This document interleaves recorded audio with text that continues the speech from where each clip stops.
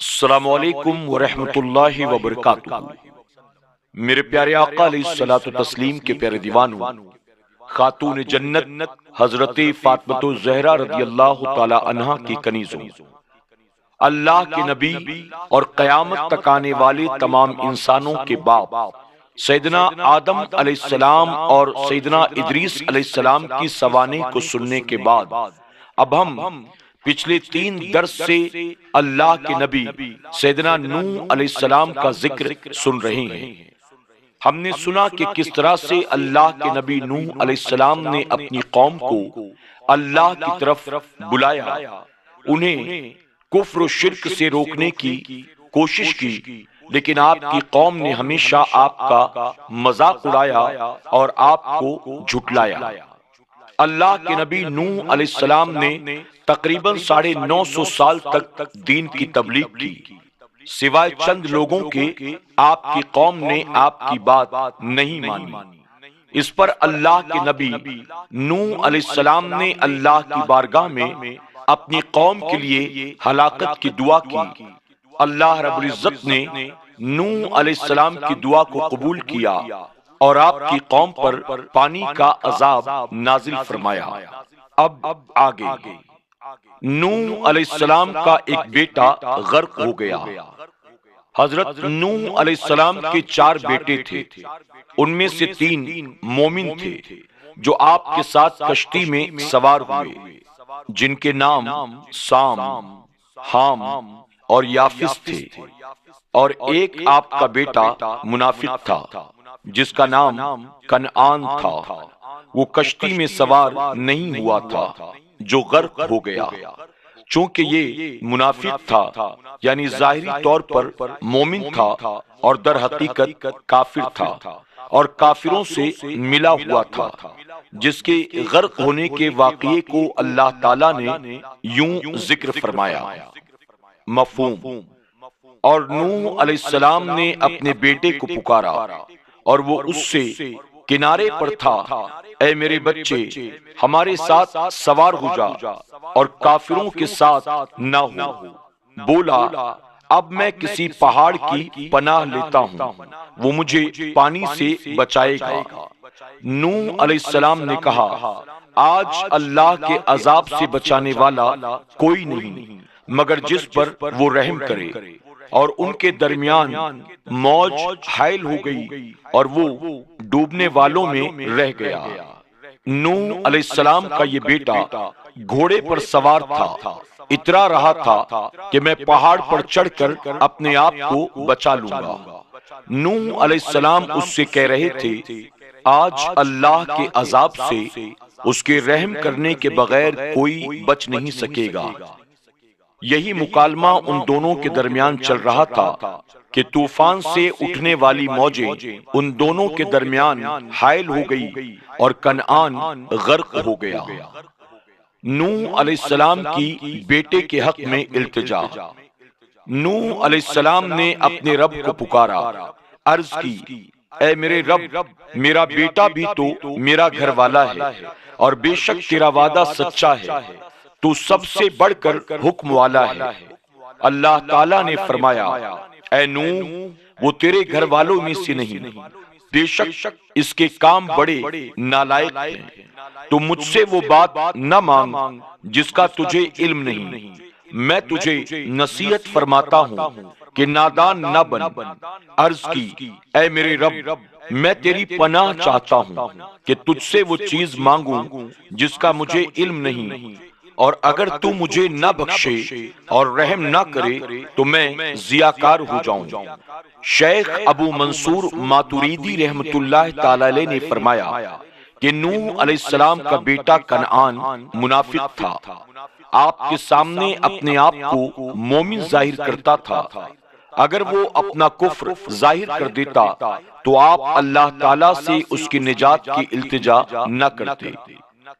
اللہ تعالیٰ نے نوح علیہ السلام سے وعدہ فرمایا کہ آپ کے گھر والوں کو نجات حاصل ہوگی، اس لیے آپ نے اپنے بیٹے کے متعلق عرض کیا، اور وہ بھی اس کی منافقت کی وجہ سے۔ رب تعالیٰ نے فرمایا، اس کے عمل اچھے نہیں، یعنی وہ کافر ہے۔ پہلے مرتبہ قربت دینی کا ہے، اگر یہ حاصل ہو تو رشتے کی قربت کا بھی فائدہ ہوگا، ورنہ کوئی فائدہ نہیں ہوگا۔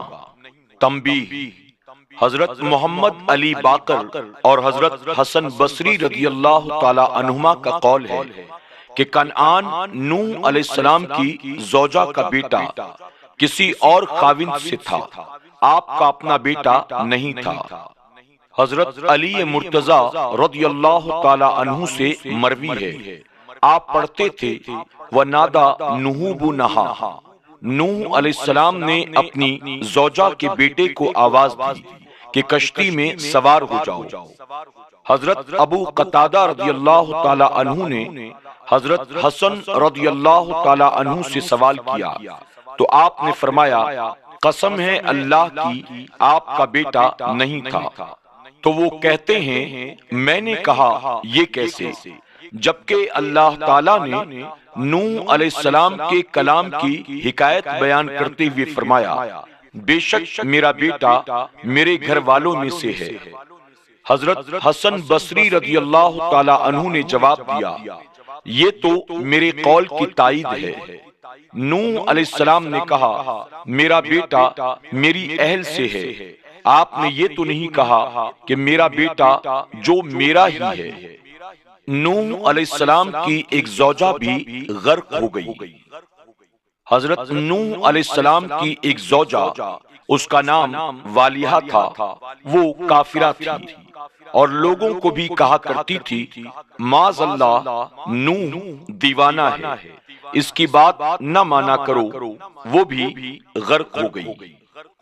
تفسیر جلالین کے قول کے ماتحت آپ کے بیٹے کنعان اور آپ کی زوجہ دونوں کا ذکر ہے، یعنی یہ دونوں کافر تھے اور غرق ہو گئے۔ تنبیہ: حضرت ابن عباس رضی اللہ تعالی عنہ سے کئی حضرات نے روایت بیان کی کسی نبی کی کوئی عورت کبھی زانیہ نہیں تھی۔ اشرس نے اسی حدیث کی سند کو نبی کریم صلی اللہ علیہ وسلم تک پہنچا کر مرفوع قرار دیا ہے۔ تفسیر کشاف میں ہے کہ انبیاء اکرام کی عورتیں زانیہ تو نہیں تھیں، البتہ کسی سے کفر سرزد ہونے میں کوئی حرج نہیں، کیونکہ بدکاری کو ہر زمانے میں برا سمجھا جاتا رہا ہے اور لوگوں کی طبیعت اس سے متنفر رہی۔ اس لیے نبی کی بیوی میں ایسا فعل پایا جائے تو نبی میں نقص و عیب ہوگا۔ اللہ تعالیٰ نے انبیاء اکرام کو عیبوں اور نقائص سے پاک پیدا فرمایا ہے، لیکن کفر کو کافر لوگ اپنا حق مذہب سمجھتے تھے، اس لیے کفر ان کے نزدیک عیب کے بجائے کمال سمجھا جاتا تھا۔ لہذا کفر انبیاء اکرام کی بیویوں میں بھی پایا جا سکتا ہے۔ طوفان کی انتہا اور حکم فرمایا گیا اے زمین اپنا پانی نگل لے اور اے آسمان تھم جا، اور پانی خشک کر دیا گیا اور کام تمام ہوا اور کشتی جودی پہاڑ پر ٹھہری، اور فرمایا گیا کہ دور ہوں بے انصاف لوگ۔ یعنی جب کافروں کے غرق ہونے کا کام مکمل ہو گیا تو طوفان کو ختم کر دیا گیا، بارش کو روک دیا، زمین کو حکم دیا گیا کہ اب جو پانی تیرے اوپر ہے اسے اپنے اندر جذب کر لے۔ صرف وہی لوگ یا وہی جانور بچے جو کشتی میں سوار تھے، باقی تمام انسان، چوپائے، پرندے اور دوسرے وحشی جانور غرق ہو گئے۔ اور غرق ہونا عاقل بالغ کافروں کے لیے عذاب تھا، اور ان کے علاوہ دوسرے غرق ہونے والوں کے لیے عذاب نہیں تھا۔ حدیث شریف میں آیا جب اللہ تعالیٰ کسی قوم پر عذاب نازل کرتا ہے تو سب اچھے اور برے اس عذاب میں مبتلا ہو جاتے ہیں، پھر جب اٹھائے جائیں گے تو ہر ایک کو اپنے اپنے اعمال کے مطابق اٹھایا جائے گا۔ یعنی نیک لوگوں کو دنیا میں عذاب ذلت کے لیے نہیں ہوگا، اس لیے وہ اپنے اچھے اعمال کے مطابق ہی قیامت کے دن اٹھائے جائیں گے۔ کشتی جودی پہاڑ پر کیوں رکی؟ تمام پہاڑ اپنی اپنی بلندیوں پر تکبر کر رہے تھے اور اترا رہے تھے، لیکن جودی پہاڑ اللہ کے حضور اپنی عاجزی ہی کرتا رہا، تو اللہ تعالیٰ نے اسے یہ تکریم عطا فرمائی کہ نوح علیہ السلام کی کشتی اس پر آ کر ٹھہری۔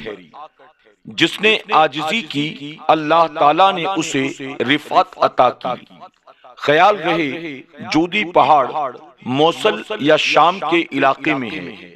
یہ بھی خیال رہے کہ پانی حرم شریف میں داخل نہیں ہوا تھا۔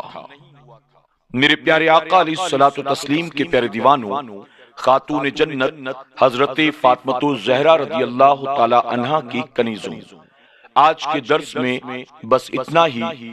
اسی کے ساتھ نوح علیہ السلام کا تذکرہ مکمل ہوا۔ انشاءاللہ ہم کل سے حضرت ابراہیم علیہ السلام، اسماعیل علیہ السلام اور اسحاق علیہ السلام کے تعلق سے ان کی سیرت، ان کی سوانح سماعت کریں گے۔